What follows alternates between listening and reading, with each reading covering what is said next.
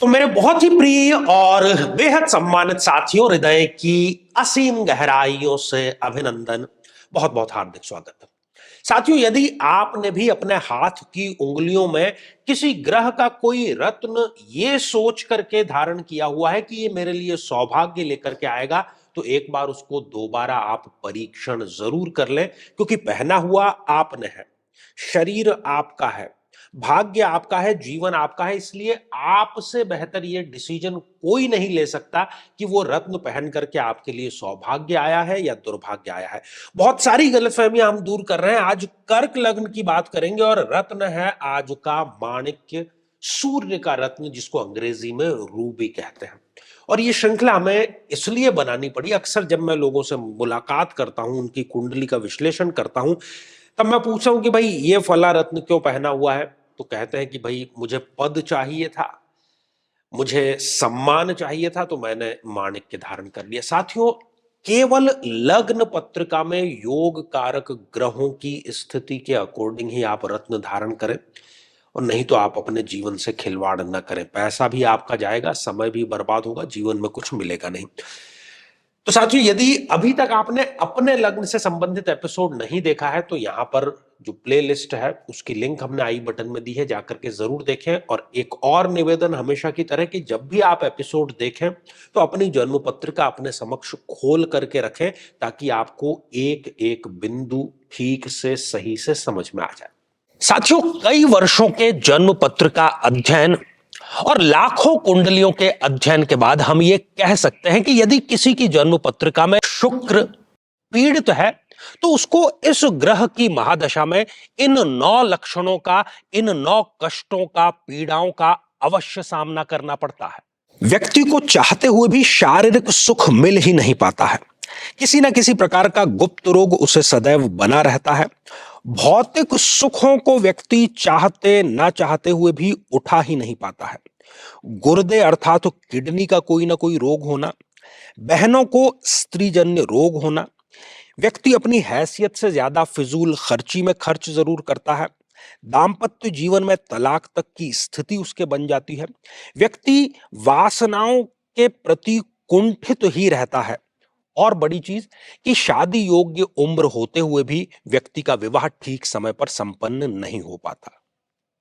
लेकिन साथियों, यदि आप भी इन सभी कष्टों से स्थायी और सटीक मुक्ति प्राप्त करना चाहते हैं, तो उसका तरीका है इस ग्रह की महादशा मंत्र साधना दीक्षा, जो विशेष रूप से आपके नाम, आपकी जन्मतिथि के अकॉर्डिंग की जाएगी। और गुरु दीक्षा के माध्यम से अभिमंत्रित माला भी आपको प्रदान की जाएगी, ताकि न केवल ये सारे कष्ट दूर हों, बल्कि ये पूरी की पूरी महादशा। तो साथियों, बात करेंगे कर्क लग्न की, और ये रही कर्क लग्न की जन्म पत्रिका। 4 नंबर आप देख पा रहे हैं कि लग्न में ही लिखा हुआ है, इसलिए ये हो गई कर्क लग्न की जन्म पत्रिका। अब बात करेंगे सूर्य की। साथियों, कर्क लग्न की जन्म पत्रिका में एक और बड़ी गलतफहमी आज हम दूर कर देते हैं कि सूर्य और चंद्रमा जो है वो मित्र हैं आपस में, तो कर्क लग्न में सूर्य मारक कैसे हुआ। साथियों, कोई भी ग्रह जो कि लग्नेश होता है, वो ये डिसाइड करता है कि उसने किसको कौन सा डिपार्टमेंट दिया, उसका तत्व कैसा है। इन सब बातों से योग कारक और मारक निर्धारित होता है। सूर्य क्या है? गर्मी है, अग्नि है। चंद्रमा क्या है? शीतल है, जल है। दोनों एक दूसरे के विपरीत है बिल्कुल भी। और यहां पर हम देख पा रहे हैं कि किसी भी केंद्र या त्रिकोण के अधिपति भी नहीं है सूर्यदेव, और अनुभव भी यही कहता है, शास्त्र भी यही कहता है कि कर्क लग्न में सूर्य एक अति मारक ग्रह है। पहनने से क्या होगा साथियों? यदि किसी कर्क लग्न की जन्म पत्रिका में सूर्य यहां पर लग्न में ही विराजमान हो गए, और इस व्यक्ति ने यदि माणिक्य रूबी धारण किया है, इसके व्यक्तित्व को वो पूरी तरीके से चौपट करेगा। जी हां, मैं जानबूझ करके ये शब्द इस्तेमाल कर रहा हूं। व्यक्तित्व के गिरावट में उसके शुरुआत एक तरीके से शुरू हो जाएगी, स्वास्थ्य में गिरावट उसके शुरू हो जाएगी, कोई भी कार्य उसका बनेगा नहीं, सरकारी कार्य तो आप भूल ही जाओ। और त्वचा और पेट से संबंधित जो रोग हैं, पाचन तंत्र से संबंधित जो रोग हैं, वो भी इनको अवश्य ही मिल जाएंगे, माणिक्य धारण करते हैं तो। साथियों, सूर्यदेव यदि स्वग्रही होकर के अपने इसी भाव में विराजमान हो जाएं, यहां पर आपको बहुत गौर से सुनने की बात है।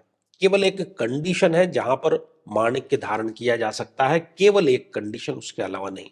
वो कंडीशन ये है कि यदि आपका कोई पैतृक संपत्ति का विवाद चल रहा है और आप चाहते हो कि आपका जितना हिस्सा है वो आपको मिल जाए, तो आप माणिक्य धारण कर सकते हैं। लेकिन जैसे ही वो आपका पर्पस सॉल्व हो जाता है, आप तुरंत माणिक्य निकाल दीजिए। ठीक है। दूसरा, यदि आपको सूर्य की महादशा चल रही है तो आप सूर्य का ये रत्न धारण कर सकते हैं, माणिक्य। केवल ये दो कंडीशन है, अन्यथा आपको माणिक्य यहां स्वग्रही होने पर भी धारण नहीं करना है।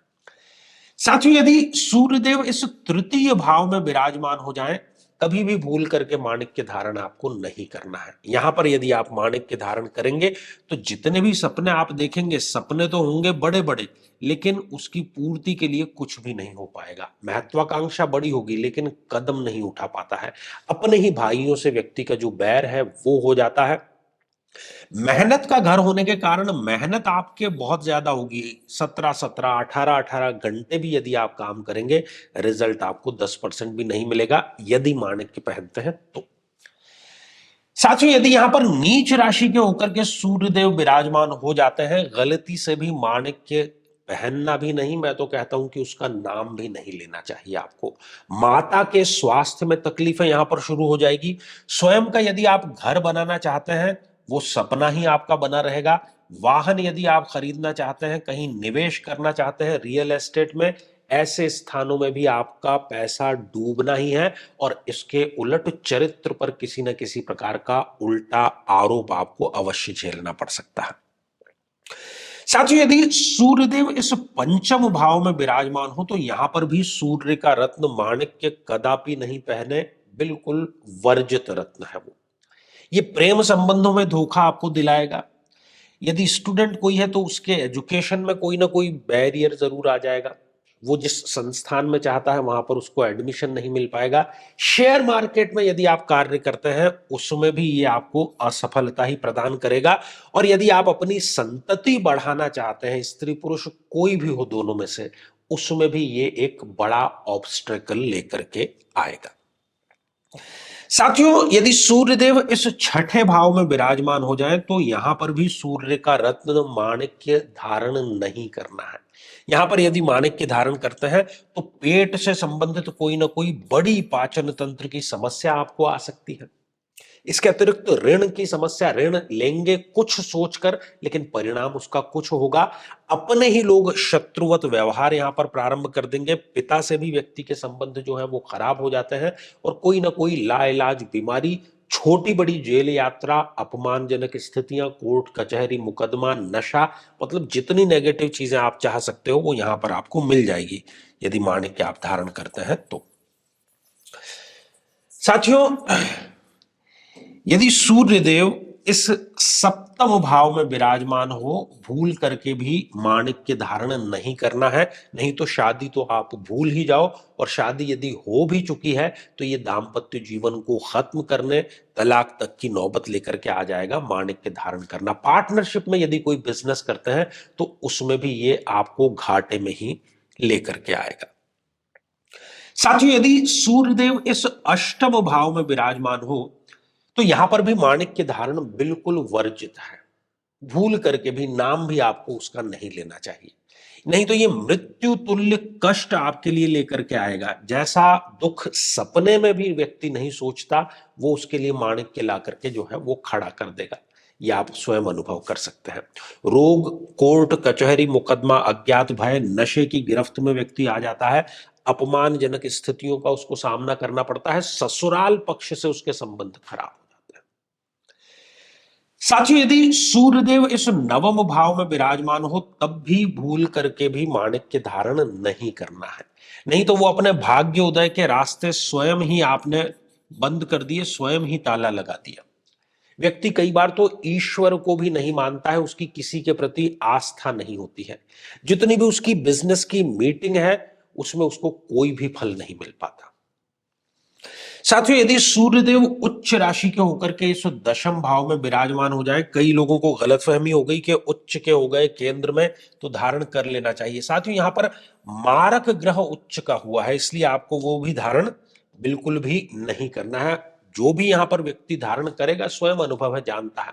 पिता से भी उसके संबंध खराब होंगे, जीवन में इतनी उथल पुथल उसके आ जाएगी कि वो देखेगा कि मैं ये संभालूं, परिवार संभालूं, ऑफिस संभालूं, अस्त व्यस्तता। और छोटा बड़ा कोई ऐसा आरोप जो कि व्यक्ति कई बार उससे सुसाइडल टेंडेंसी तक पहुंच जाता है। और यदि स्टूडेंट हैं तो और कॉम्पिटिटिव एग्जामिनेशन की तैयारी कर रहे हैं, गलती से भी उसको धारण नहीं करना है। साथियों, यदि सूर्यदेव इस एकादश भाव में विराजमान है, यहां पर भी माणिक्य बिल्कुल भी धारण नहीं करना है। यदि आप कोई प्रोफेशनल है, सेल्फ एम्प्लॉयड है, तो स्किलफुल तो आप रहेंगे, लेकिन आमदनी उसमें कुछ नहीं होगी। ऐसे लोग जो कल तक आपके आगे पीछे घूमते थे, वो ही आपसे किनारा कर लेंगे।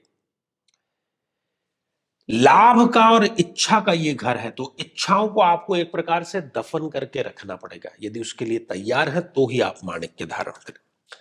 साथियों, यदि सूर्यदेव इस द्वादश भाव में विराजमान हो, यहां पर भी गलती से भी आपको माणिक्य धारण नहीं करना है।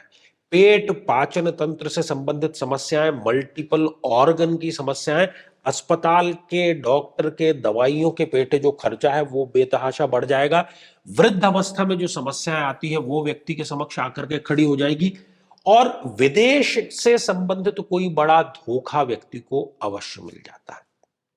तो साथियों, सूर्य जो कि एक अति मारक ग्रह है, एक कंडीशन केवल यहां पर वो भी टाइम बाउंडेड है वो बताई है, केवल उसके अतिरिक्त और कहीं पर भी यहां पर माणिक्य रूबी धारण नहीं किया जाना चाहिए। अति मारक ये ग्रह है। श्रृंखला ये हमारी आगे भी जारी रहेगी। कर्क लग्न में हर एक रत्न के बारे में, वैज्ञानिक सटीकता के बारे में बात कर रहे हैं, और इस एपिसोड को लंबा बनाने का कारण यही है कि हर एक बिंदु पर चर्चा करें, वृहद चर्चा करें। और अब एक प्रश्न यदि आपके मन में यह आ रहा है कि अभी पहना हुआ है तो कब उतारना है, क्या करना है, तुरंत प्रभाव से उतार दीजिए, तुरंत आपको रिलीफ मिलना प्रारंभ हो जाएगा। तो साथियों, अब समय है आज के हमारे कमेंट को शामिल करने का, और आज का जो कमेंट है ये प्रीतम साहा जी का है, और ये भी स्टोन से संबंधित ही कोई क्वेरी थी इनकी। आइए जानते हैं क्या पूछ रहे। Sir, can I wear gomed stone? Rahu is in 6th house in my natal chart according to my Mithun lagna. तो मिथुन लग्न की ये प्रीतम साहा जी की जन्म पत्रिका है। इन्होंने ये पूछा है कि इस मिथुन लग्न की जन्म पत्रिका में राहु देव इस 6ठे भाव में विराजमान है। प्रीतम जी और सभी दर्शकों को कह रहे हैं कि मिथुन लग्न में इस भाव में यदि राहु देव विराजमान है, गलती से भी धारण नहीं करना है। राहु यहां पर किसी न किसी का इन्फेक्शन दे देगा गोमेद धारण करने के बाद में, कोई बड़ा धोखा, कोई बड़ी गलतफहमी, रोग, शत्रुता और ऋण की स्थितियां ये लेकर के आएगा। गलतफहमी और भ्रम की स्थितियां लेकर के आएगा, क्योंकि ये नीच राशि का हो गया है, गलत स्थान पर प्लेस्ड है, इसलिए धारण आपको ये बिल्कुल भी नहीं करना है। तो साथियों, यदि आप भी चाहते हैं कि आपकी कुंडली का संपूर्ण विश्लेषण हो, समस्या का समाधान हो, तो आगामी समय में मैं स्वयं इन शहरों में उपस्थित रहूंगा। आप समय लेकर के मिल सकते हैं, या फिर टेलीफोनिक या वीडियो कॉल के माध्यम से भी आप जुड़ सकते हैं। और यदि आप निःशुल्क मार्गदर्शन का कार्यक्रम जो हमारा प्रति शनिवार को दोपहर प्रसारित होता है, उसमें अपना प्रश्न पूछना चाहते हैं, तो हमारे इस एपिसोड को, इस वीडियो को हाइप करें और उसका स्क्रीनशॉट हमारे वीडियो में जो दिया जा रहा है अभी आपको व्हाट्सएप नंबर, उस पर जरूर भेज दें। तो साथियों, आज के लिए केवल इतना ही, और इसी मंगल कामना के साथ में कि आप सभी स्वस्थ, समृद्ध और शांतिपूर्वक जीवन व्यतीत करें। नमस्कार।